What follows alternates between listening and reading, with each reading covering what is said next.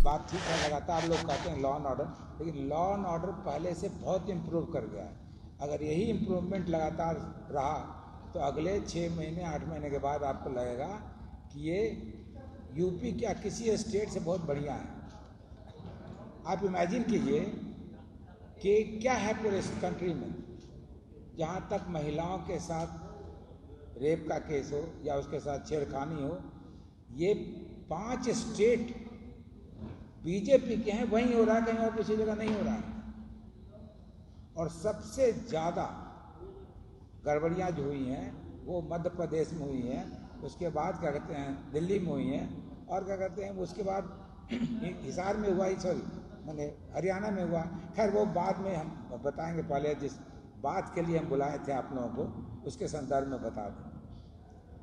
15 अगस्त को प्रधानमंत्री जी ने भाषण में 3 मसले रखे और उनके कहने से साफ दिख रहा था कि यही 3 मसले वो इलेक्शन में इसी 3 इशू पे जाएंगे। पहला इशू था परिवारवाद का, दूसरा इशू था करप्शन का, तीसरा इशू था उन्होंने कहा कि साहब कुछ सालों में मैं वर्ल्ड का तीसरा इकॉनमी हो जाऊं। 3 बातें उन्होंने कही थी, तीनों के बारे में आपको 5 मिनट में बता दें क्या स्थिति एक्चुअल में। परिवारवाद का जहाँ तक सवाल है, भारतीय जनता पार्टी में जितना अधिक है उतना कोई दूसरा पार्टी सोच भी नहीं सकती।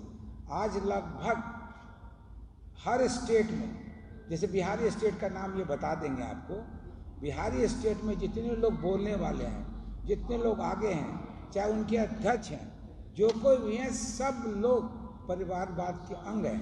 भारतीय जनता पार्टी को मैं चूँकि जानता हूँ बहुत नज़दीक से, वो लोग परिवारवाद को अहम मानते हैं और समझते हैं कि बिना उसके आगे पार्टी नहीं जाएगी।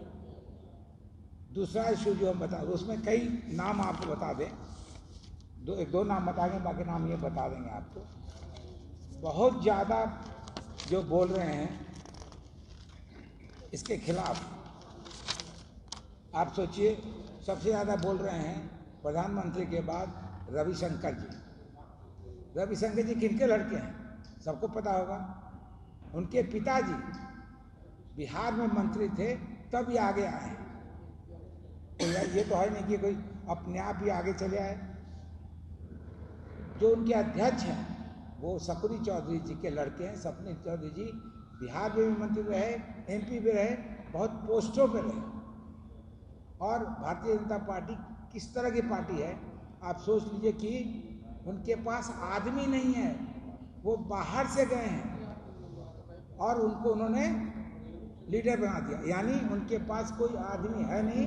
भारतीय जनता पार्टी 2 ही काम करती है, प्रचार प्रसार में उसका कोई मैच नहीं है और धन के बारे में कुछ बोलना नहीं चाह रहा। वो जग जाहिर है कि क्या स्थिति है उनकी। उतने ही नहीं, आप सोचिए जैसे CP ठाकुर पूरे देश में वहाँ मंत्री रहे दिल्ली में, उनके लड़के भी क्या कहते हैं विवेक जी हैं, हम लोगों को कोई ऑब्जेक्शन नहीं है, किसी से भी नहीं ऑब्जेक्शन है। लेकिन उनका ये कहना प्रधानमंत्री जी का कि हम लोग माने महागठबंधन या इंडिया के लोग सिर्फ क्या कहते हैं इस पर विश्वास करते, परिवारवाद एक्चुअली क्या है, डरे हुए हैं कि हर स्टेट में जो इंडिया का सिचुएशन है वो अगले 20 साल तक राज करेगा अगर हम यहाँ के टॉप के लोगों को नहीं हटाएंगे, बिहार हो चाहे दूसरी जगह हो।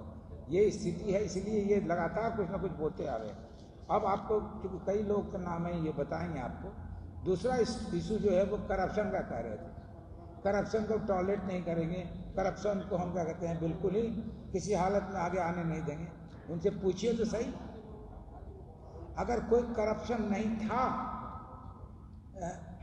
उनको क्या कहते हैं तो कई हजार करोड़ रुपया का 5 दिन 6 दिन पहले उन्होंने कहा था कि अजीत पवार के खिलाफ केस है और 27,000 करोड़ के बारे में उन्होंने कहा। और जैसे ही ज्वाइन किया उसके 1 मिनट के बाद धूल के बाहर निकल गए 1 मिनट में और एकदम दुनिया के one of the most non corrupt man बन गए। भारतीय जनता पार्टी कम से कम कई नेता हैं जिसका नाम अभी मैं नहीं लूँगा, जिसको उन्होंने ट्रांसफर करा दिया, ब्लैक से व्हाइट कर दिया। अरे ब्लैक से व्हाइट मीडिया में हो सकता है, क्योंकि मीडिया में आपकी पकड़ है, मीडिया में आपको लोग जानते हैं, मीडिया को आप चला रहे हैं।